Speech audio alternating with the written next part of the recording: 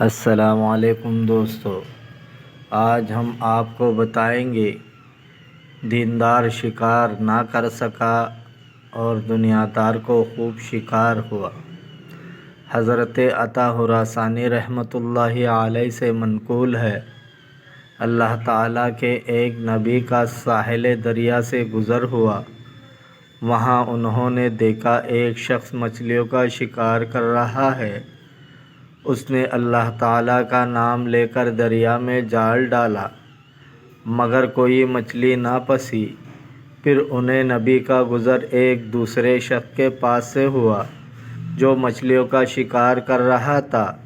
اس نے شیطان کا نام لے کر اپنا جال پھینکا۔ جب جال کھینچا تو وہ مچھلیوں سے برا نکلا۔ اللہ کے نبی نے بارگاہ رب العزت میں عرض کی، اے عالم الغیب، اس میں کیا راز ہے؟ اللہ تعالیٰ نے فرشتوں کو حکم دیا کہ میرے نبی کے ان دو شخصوں کا مقام آخرت دکھلاؤ۔ جب انہوں نے پہلے شخص کا اللہ تعالیٰ کے حضور عزت و وقار اور دوسرے شخص کی بے حرمتی دیکھی تو بے ساختہ کہہ اٹھا، الہ العالمین، میں تیرے تقسیم پر راضی ہوں۔ فرمان نبوی ہے، میں نے جنت کو دیکھا، اس میں اکثر فقراء تھے۔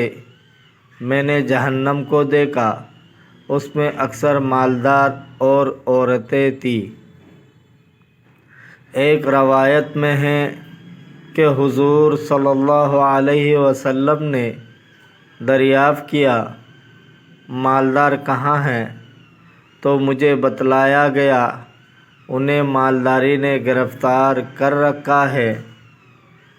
ایک دوسری حدیث میں ہے، میں نے جہنم میں اکثر عورتوں کو دیکھ کر کہا، ایسا کیوں ہے؟ تو مجھے بتلایا گیا، یہ ان کی سونے اور خوشبو سے محبت کی وجہ سے ہے۔ حضور صلی اللہ علیہ وسلم نے فرماتے ہیں کہ فقر دنیا میں مومن کے لیے تحفہ ہے۔ ایک روایت میں ہے، انبیاء کرام میں سب سے آخر حضرت سلیمان علیہ السلام جنت میں داخل ہوں گے، کیونکہ وہ دنیاوی دولت اور اس کی شاہی رکھتے تھے، اور صحابہ میں حضرت عبد الرحمن بن عوف رضی اللہ تعالی عنہ اپنے تمول کی وجہ سے سب سے آخر میں جنت میں جائیں گے۔ دوسری حدیث میں ہے کہ میں نے انہیں حضرت عبد الرحمن بن عوف کو گھٹنوں کے بل جنت میں داخل ہوتے دیکھا۔ دوستو، اگر آپ کو ویڈیو اچھی لگی ہے تو لائک کریں، چینل کو سبسکرائب کریں، کمنٹ کریں، اپنی بہت سارے خیال رکھیے گا۔ ملتے ہیں اگلے ویڈیو میں، اللہ حافظ۔